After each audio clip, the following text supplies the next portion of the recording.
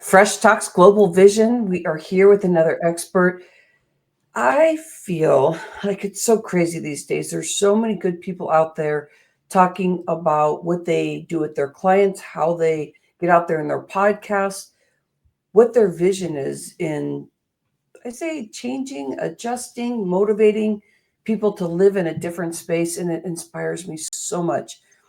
When I started this podcast about 8 years ago, I started thinking about what's the bigger picture here? How can I make it that it's not about me, it's just my podcast? And what came out of that a few years ago was hashtag speaker locking arms. It became deeper for me that everybody that comes on this show, we're locking arms. There's no way that I can make this transformation about opening the voice more, about no more stopping and no more shaming and blaming ourselves Mhm. and blaming others. Because if we're doing it for ourselves, to ourselves, we're doing it to others.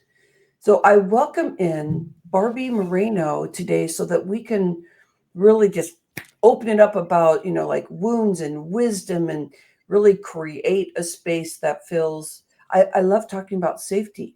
Mhm. So welcome in Barbie Moreno. I want to do a better intro of like really who you are and stuff. Yep. I just wanted to say hello and welcome in. Thank you. I appreciate that. I'm very grateful to be here. And I love that we get the opportunity to talk about this because so many of us are still living through our wounds. And even if we don't realize it. Even if we do realize it. Yeah, even if we do realize it. Yeah. Sometimes we realize it, but we don't know how to get out of it. Right. Yeah. Or we are having a hard day. Oh, we're already starting. No, I better do your intro before we start really good because Barbie interviewed me on her podcast. We got this all rolling. So let me get you caught up here and let me introduce you to Barbie Moreno. So Barbie Moreno is a resilience coach dedicated to helping individuals navigate the intricacies of trauma. Oh, I love that.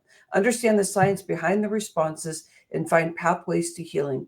With 1 in 5 adults in the United States experiencing mental illness each year and 60% reporting some form of abuse, Barbie's mission, I love Barbie of a mission, is deeply personal.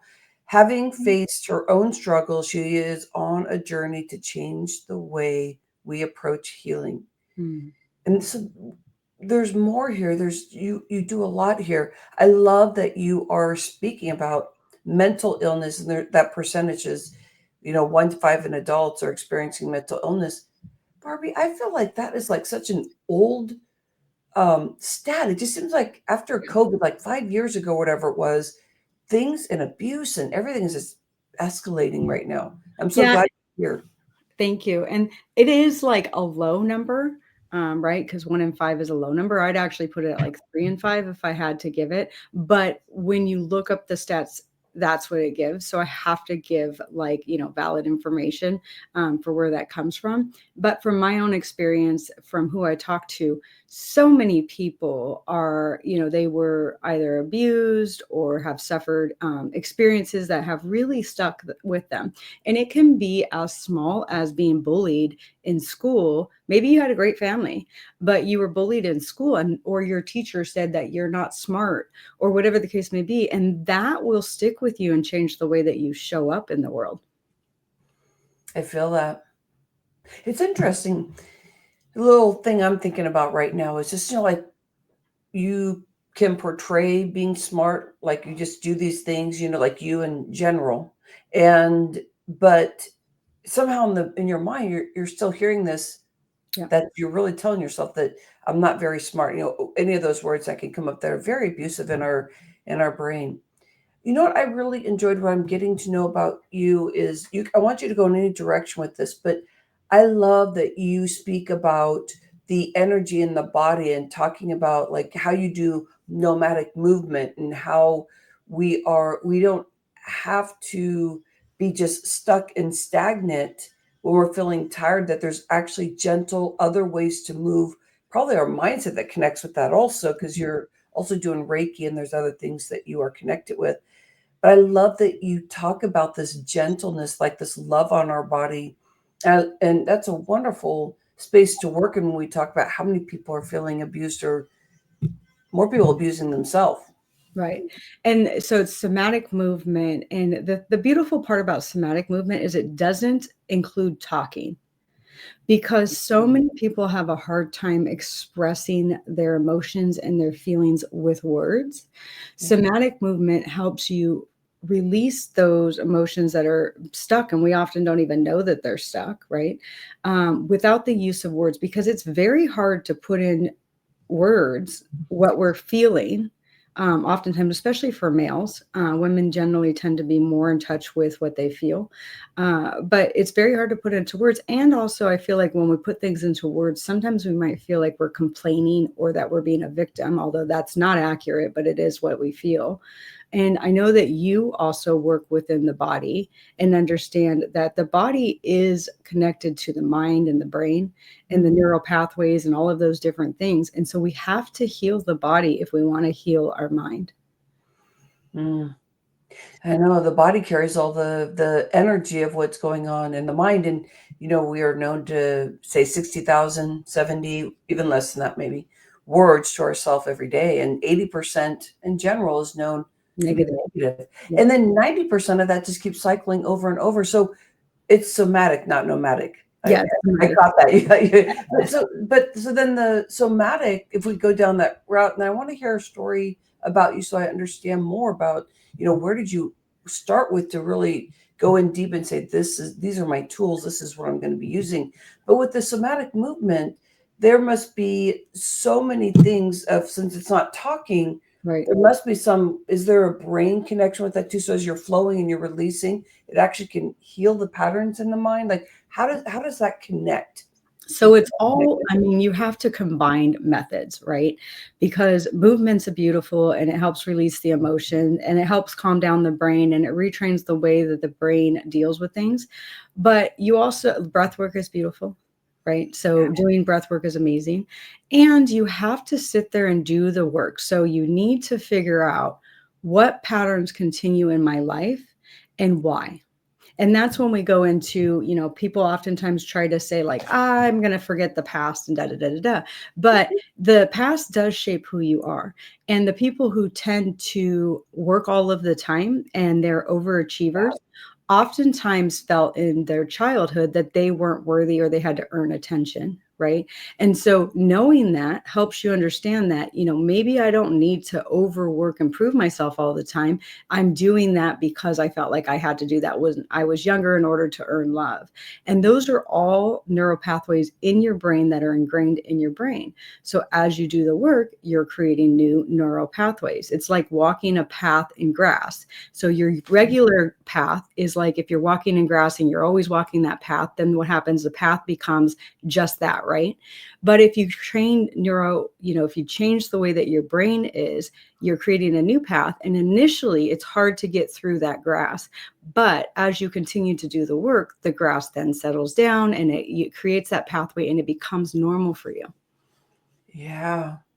What got you in your beginnings maybe of knowing that you need to do some clearing Mhm. and that these are the tools you wanted to use? But what's your beginnings of knowing, okay, I have some stuff going on, and then I need to start doing this journey for myself. And I believe that's probably why you take care of such, cool stuff. Like I don't know much about somatic Yeah. movement. And so that is going to be cool in itself, kind of understanding that more too. I have to go Google that if we don't talk about it more. But where's your beginnings? Like, how did you land into this? Yeah. So most of my life, I kept asking, what's wrong with me? Right. Like, no matter what I did, I was super successful in the corporate world. I had all kinds of awards. I was making all kinds of money, but I never felt enough. And I had my son when I was 34 years old and had postpartum depression. And I had no idea about postpartum depression. Nobody talked about it at that time. You have no idea like what it does to your brain and your body. And there's a lot of shame in it, right? Yeah. And so that's kind of where my journey started. But then I didn't honor my postpartum depression. I went back to work because basically I was told if I didn't go back to work, I was going to lose everything I'd worked so hard for. And so I went back to work. I didn't honor it. And it ended up causing me to be burned out in a mental space where my body was completely, this is why the body is important, right? The body tells you everything. So if you're burning, yourself out, your body is going to have too much cortisol. That's going to create, problems with your liver, your kidneys, all of these different things. Yeah. And this, right? Because you work on health and things like that. And Yeah. so what will happen is your body will make you stop if you don't listen to the other cues. It sure will. Right? You know this. You've talked Like, about your thyroid thing. Yeah. It will make you stop. And so there's a book, I think it calls like The Body Talks or The Body Never Lies or something like that. And so what I did was I literally read a ridiculous amount of books, tried different methods, and tried to figure out how do I combine these things so that I can teach what actually works. Because, also you'll find lots of people who teach things and you're like, yeah, that's not going to work for most people. Right. Yeah. You'll have a lot of people who are like, well, just connect with your consciousness and Mhm. live in the moment. And it's like, how do I live in the moment when I haven't learned how to do That that? sounds like anxiety. It's like, it might be in judge because I don't know how to do that. And they're like, oh, no, just do that. Or come from your heart. You're like, oh, okay. Yeah, like if you don't know how to do that, right? And the funny thing is when I was trying these things, a lot of them I would feel like a failure. Like, a lot of people know Eckhart Tolle, great teacher, all of these different things. But he would always say like the power of now, being in the moment and this and that. And when I couldn't achieve these things, I felt like, what's wrong with me? Like, how come I can't get there? And it was because even though I wanted to be there, my pathways, so that thinking of the grass thing, were created already, and I couldn't get out of them unless I learned the tools how to. Yeah. I I can hear also how hard of a worker you are. Like in that, because I'm a person that had to learn that also. I was on thyroid medicine for 20 years and 10 years discovering, how do you work this? Because I'm a certified health coach. And so I'm like, I better use my tools. I better stop, Mhm, just doing the talk, like what you're saying, like just mhm. do this. Or like, here, I need to pick up some more tools and go in deeper. When I did, I realized so much about the brain. And you know what, Barbie, I don't know, in Fresh Talks Global Vision, whoever is catching this, there is no such thing as a slow metabolism now. I'm like, yeah, it's easy to gain weight if you are in a fight or flight and Right, you're not going to let things go. But if you are stressed or you're thinking things about, here, I have to slow down. I'm scared. I don't know what's going on. Like whatever that is. Well, that's what your body just saying, hey, I'm taking care of you. And right, you're like, exactly. It's I want to go surviving. this way. And you're like, no, I want to, slow down so I can take care of the stuff that needs to be taken care of. There's in my book and in my online course for Wounds of Wisdom, I talk about the fact that your brain is designed for survival, not happiness. Right? That's what it's designed for. Our brain is very, much about survival. And so, in order to create happiness, you have to do the work. Yeah. Yeah. What's some of the work that you really enjoy working? Let's bring some of the tools in that Mhm. you really enjoy working with people, and you really see that, wounds to wisdom kind of thing. Like you really get in there and you go, this is the basic stuff that I can use. So I can get somebody shifted just to get them introduced to kind of lean into, they get bigger results as we go along. What's the Mhm. stuff that you really like to work with and you bring new clients in that just seems like people get it? Yeah. So the scientific part of it would be the part I talked about, creating new neural pathways. The only way that you can do that is by recognizing your current patterns, right? Because once you recognize a pattern, then you can go, why do I have this pattern? Yeah. So let's say, for example, you're at work and somebody like said something and it just triggered you. And Okay. you're like, that trigger comes from something in the past. A smell can trigger you. So Yeah. why does that smell trigger you? So you just kind of start noting down, like, I had a hard time today because, Yeah. this happened or this happened. So recognizing, right? So they say as soon as you start to recognize something, you start to heal. Yeah. And then a lot of people, it's becoming more popular for people to understand, but we are energy. And so I love energy tools like Reiki, somatic movement, yoga is amazing, meditation's amazing, right? I do meditate every every single day. There's beautiful people who teach you how to meditate. I record meditations for people. Understanding the brain waves. Yeah, you do too. Yeah. Understanding brain waves are important. If you have a hard time meditating, then you want to put on, some sort of binaural beats that have like theta in them so that you can connect and let your brain do the work without struggling so hard. Because so many people sit down and they're like, I can't meditate. Well, yeah, you can't meditate because you've got monkey mind. You got monkey mind because you got life going on and you have lots of things to do. So why not help yourself by putting binaural beats on? Yeah, there's times when I'm like, oh yeah, I'll spend 2 hours in the morning, get myself prepped, and it'll be just different things. Even pulling weeds, smelling Mother Earth, talking to my trees, talking to my new flowers, talking to my kitty that just comes and hangs out with me. Like crazy things like that, which I love so much because it's crazy to me because it's new, Yeah. but when something, Barbie, makes you feel good and somehow it just seems logical. And it's like I go to 7-Eleven and just go, hi, like I was just talking to my tree. My tree was telling me to come, I mean, like, what I mean? They look at you like Just you're a go nut ahead, job. please. But I Yeah. mean, it is logical conversation when we get together like this and we're doing these conversations and interview. People that are attracted to moving forward and shifting it. If you do it just from the brain, it's very difficult to really get in the energy of the body and the body's sizzling on what the brain is doing. So I love that healing you're talking about, Mhm. going into different angles. I love that. In your journey, if I get a little more personal with you, when you started using these tools, you were talking about having some wounds there, and it was, after having beautiful babies, and then all of a sudden things just shift, or there's memories that come up and there's things. What were you discovering about yourself? Because it wasn't just that. It was like what you said, it tethered on things. I want to ask that question because I want to understand the depths of where you go with people, because I know when you feel what you're healing, it just translates so easy to how you're helping people because you can feel it. You've been there. And you can relate, right? Yeah. So for me, my story is that I have an alcoholic father. He is still, from what I understand, I don't talk to him an alcoholic. He was extremely physically abusive to my mom. And so when he left my mom for somebody else when I was about 7 years old, she was so traumatized by the relationship that she wasn't able to be a mother. And so my brother and I basically had to adapt to that and not necessarily raise ourselves, but we had to learn how to cope with that and how to, if you don't have somebody who you can connect with, like my mom, I didn't go to prom, I didn't have sports, she wasn't actively involved in anything. There was no community, and there was no support. She was just checked out, and that was because of her own trauma with my dad that she never healed.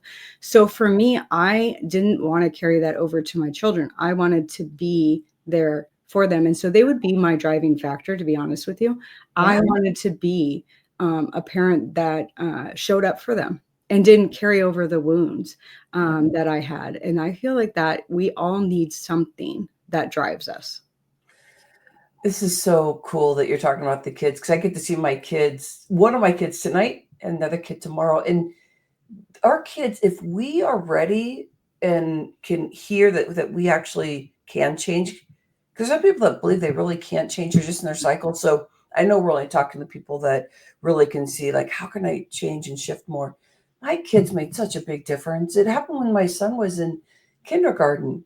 And so I found such a big learning curve. What do you think, Barbie? I had such a big learning curve of like what I was going to do that all of a sudden I realized, all right, I'm a guide because I keep questioning myself as a parent. Like, am I supposed to be doing that? Am I supposed to be doing this?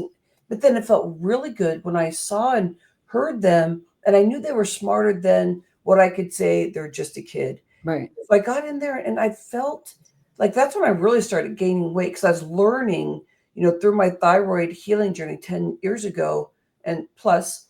But I was gaining weight because I was like really in this like incubator mode, Mhm. and which was fine. I mean, like it was hard because Mhm. it was just hard on the joints, but it also gave me the experience of deeper empathy Mhm. of where I was before to feeling my aches and pains, watching these little kids grow up, growing my health coaching business to I put it all to my kids. Yeah. Like, I want to change this generation, you know? Exactly. And so there's so many generational like wounds, and so many people say like, I don't want to be like my mom, or I don't want to be like my dad. And then they end up being just like them because they don't know how to shift from what they were taught. Right. And so those are the tools that you need to learn. And you learn by reflection, because no matter what people say, you can't push the past in the past unless you learn about what it did in your mind to create the person that you are today. Yeah. And then you can get out of it. Then you can heal from it. But you have to understand who you are and why you are that way before you can heal. Yeah. Because the body just has so much reaction. Mind is going to be combative because that's what you know. I think about this. I have a question for you, but I think about this in my family. I'm thinking, no, I'm tired of fighting. It's a true Mhm. statement. I really can make those changes, and it's been happening, and I love it. Yeah. What are the patterns that you're learning just in general? We're talking about a high percentage of people that we know just from the stat that you did that are dealing with mental illness. Mhm. When you're working with people, what are some of the maybe the things that you're seeing that a lot of people are dealing with? That's just in general terms, like, yeah, I keep seeing that. Well, Can they're you dealing with depression, right? Mhm. And depression comes from many things. I mean, it comes from the things that we talked about, but it also comes from society. Because if you look at like social media, everybody posts their best day, and they don't post like what real life is like, right? I would love to follow my children around and show you how much they drive me insane, and I love them at the same time, right? and post everything? Right, and put and then say, like, "Look, like, I'm not the perfect parent, and they sure in the shit aren't the perfect kids, excuse my mouth, but we're human," right? And so, like, social media, people are changing their appearance all the time, so you think that they look this way, and then you meet them in person, and you're like, "That does not look like the person you Even with represented." AI, it's crazy. Yeah, it's crazy. And then anxiety. Anxiety comes from being in the future. So thinking about things Yeah. that are, in the future. Well, that's rewarded in our society, right? Success is rewarded, money's rewarded, always being the go-getter is rewarded. And all of those things create, anxiety in your body and create physical ailments. Yeah. And we don't understand that. I have a theory on bipolar, which is not a scientific theory, but they say that it's genetic. I say that it is environmental, because what happens exactly, the body and the brain have to separate themselves. I also believe the same thing with schizophrenia. I don't believe that it's genetic. I think the reason why it shows up in genetics is because the environment doesn't change. The parents don't change their patterns, right? And I believe that our brain is smart enough to separate from itself to survive. Yeah. I I'm right with you. I was on a client call yesterday, and the whole focus was on ADHD because Mhm, because when you get a diagnosis, it's like, oh, right now I know what's going on, mhm, and so she brings that in, and I'm like, here, wait. So we're talking about your young space time here, teenager, and there's a lot of trauma going on, something really big. mhm. Both parents, coming at you, so I understand that ADHD is that, like you keep things at distance, and like she's like labeling these things. I go, well, what about the, stuff we've been talking about for 9 years? It's a client I've had for 9 years. That's a good case study. Mhm. And we broke it down. Like I kind of allowed that space for her to respect the fact that she's really, getting into this. And Mhm. but it really is what you're saying too is I don't all these diagnoses and stuff, when you Mhm. start looking at energy and when you're in the industry for a while, you start really seeing everything looks logical. Do we really need medicine? Sometimes we do because it takes a hump to get over, but can you do the energy work too so you can start healing and understand that your brain can repattern and your heart is can be very cohesive in life and not battle? Yeah. Can you add in more to that? Because I really Yeah. appreciate that you brought that up. We have not talked about this before on our show. So I will tell you that I am a supporter of mental health prescriptions for a short period of time to get you out of that funk while you do the work. Because it's like telling somebody who is drowning, just swim.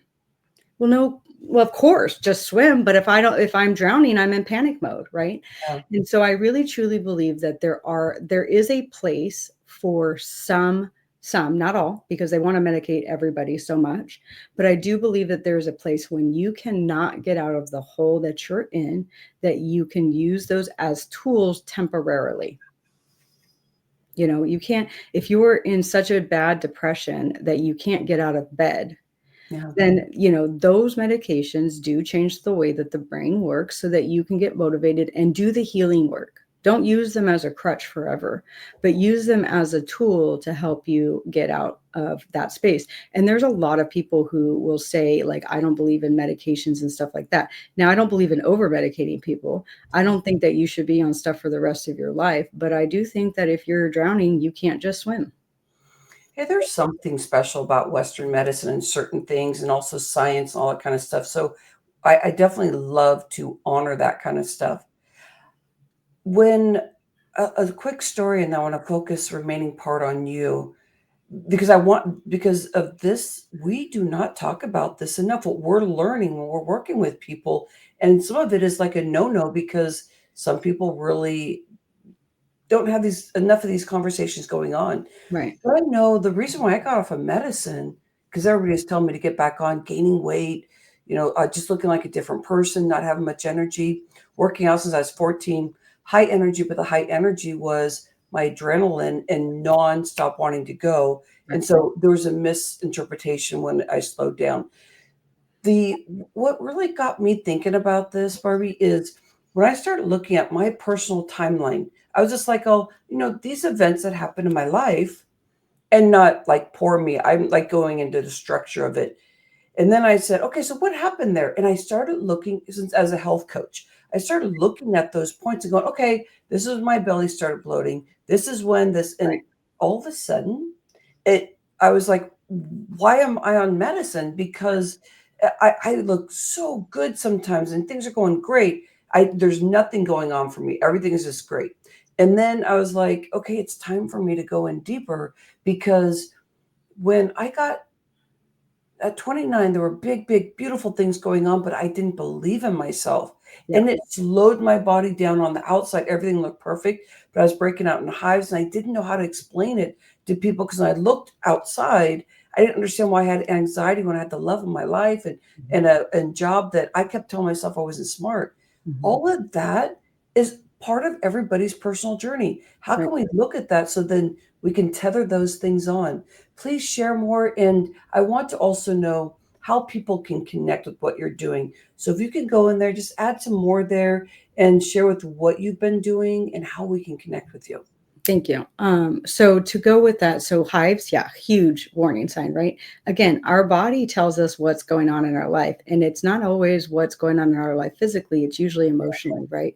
I do want to touch on something that is kind of becoming popular, somewhat being overused, but there are things that help us psychedelically to heal. Oh, So yeah, I will tell you, I have done ayahuasca and it was so healing. I've done ketamine and it was so healing. There, yeah, if you don't want to go on that route, there's something called EMDR, which is retrains the brain through light movement. There are so many different options. Not everybody's going to like the same tools. What right. I do is give you an opportunity to know what tools are out there through my teachings, and then you figure out what's best for you. Not everybody, I don't like mushrooms. I've tried them, they're terrible for me, right? Mm, So not everybody wants to do psychedelics. I don't continue to do them. I've just done them in short periods of time to learn about myself, and then I take those tools and do something with them. That's not everybody's cup of tea. That might scare somebody. that scares me. But Yeah, I mean, I bet you someday I'll do it. But I'm like, literally, like, because I've never mm, taken, Barbie, I've never taken drugs yeah. except for, a few things here and there for health and stuff like that. But okay, I love this because we Let need me to talk more about that at some point. Yeah, well, so let's just say real quick before we go into everything else. Ayahuasca scares people because they don't want something to be dug up that they're afraid of, right? So they are afraid of what they're gonna see. Yes. But let me tell I you might what you get can. scared. Yeah, it's scary, and let me tell you, I've seen when I only did it one time, but when I did it, there were people who were having straight on like, they were suffering. I wasn't suffering, I actually had a beautiful experience, but they were suffering, Oh, and then after their suffering, though, they were grateful for it because they figured out what was causing the suffering, right? So my work is offered through various things. Like I said, I have an online course called Wounds to Wisdom. I'm writing a book called From Wounds to Wisdom. I have a podcast, From Wounds to Wisdom, and then I do online workshops. One is called the Chase of Worthiness. And so, because so many people don't feel worthy, and they can connect with me on my website, which is just barbiemoreno.com. Barbie spelled like the doll, Barbie, Moreno, Moreno.com. And it shows everything that I do on there. But most importantly, I just offer tools, and you get to figure out which tools work for you. And as you evolve, different tools will work for you, right? You know this, like as soon as you heal from something, you're always going to be working on something. There's no end game, right? You have to understand it's a journey. yeah. Yeah. I feel that. Okay. It's a journey. And what's great is there's people living in their 90s that are extremely inspired. And I saw a 103-year-old just the other day, doing their, uh, it might have been a 10-year plan. This is all beautiful. But I She's mean, very hopeful. He or she's very hopeful. Yeah. well, you never know. Yep. And Barbie, I think about this when we were growing up, 'cause we're maybe about the same age, but I used to hear so much about older people and being crotchety. Mhm. And it's such a terrible thing to even, like hear. But there's so many tools out there now that were there 5,000, thousands and thousands of years ago that are being brought up. And it's wonderful that you don't have to get tired and saying, oh my gosh, this is going to keep going on forever. I have to keep learning. But the excitement of feeling what I said, like safe, like you feel safe in your body or safer and it gets better and better. Mhm. So thank you for being in Fresh Talks Global Vision. What is Absolutely. your vision? The work that you're doing. We're talking about stopping the blaming and shaming and that. What do you see that your work is? Overall, you're out there virtually all over the place. Yeah. I mean, my work is to take people from asking the question, what's wrong with me, to understanding there's nothing wrong with you. You've adapted, you've survived, and now let's work on living a life that is not based in survival anymore. How would the world change if we got some people on board with that more than what's happening now? What would happen? What's your vision? There would be more empathy and compassion Mm, because everybody who is hurting, when you're hurt, you're hurting other people, right? And right. so when we judge people and we're like, that person's bad, that person's bad, that person's bad. Mhm. First of all, nobody's ever all good or all bad. Right. But if they're quote unquote bad, they oftentimes come from a place of pain. And Yeah. so the only thing they know is how to inflict that pain on other people or to inflict suffering or to respond in a way that, even if they don't mean to, causes pain. And Yeah. so I think that through this work, and we're evolving so beautifully right now. Well, sometimes there's always a step back before there's a step forward. But I think that what will happen is that we will find that there's more empathy and compassion, and people will feel like they can come together in a community without as much judgment. Yeah, I love that. Thank you for partnering with us.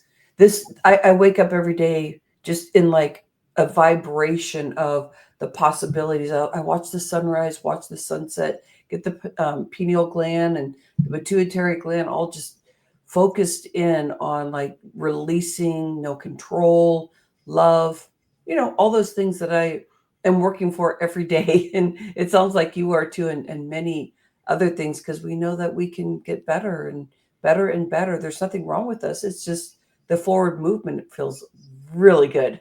Yes, love it. Thank you for having me on here. I love that you mentioned grounding, being in nature, because that is healing as well. I start smelling the dirt because I have had to pull a lot of weeds. And I've lived out here for 22 years and I looked at the yard and I was like very angry. I have to pull up all those weeds. I have to do, all that kind of stuff. And then I think of like, wow, this is Mother Earth. And Mhm. then it inspires me to beautify the outside with just different colors. And so there's something there about the grounding and inspiration and healing the body. I speak my truth so much more, but you're using it quite a few modalities, and I feel like how can I angle in Mhm. for doing, for just really being opening my vessel to like receiving new things all the time. So I appreciate you being here. Thank you. Me too. You are lovely. I love it. Thank you. Fresh Talks Global Vision. It's so wonderful that we get to sit with Barbie today. And if there's things that you heard, make sure that you pull your journal out if you didn't and listen to it again. And you know how to get a hold of Barbie and barbiemoreno.com. You can see her name at the bottom. I appreciate you and I love you so much. We really are making a change here. I love you. Thank you. And we'll catch up again real soon. Namaste. Namaste. Bye.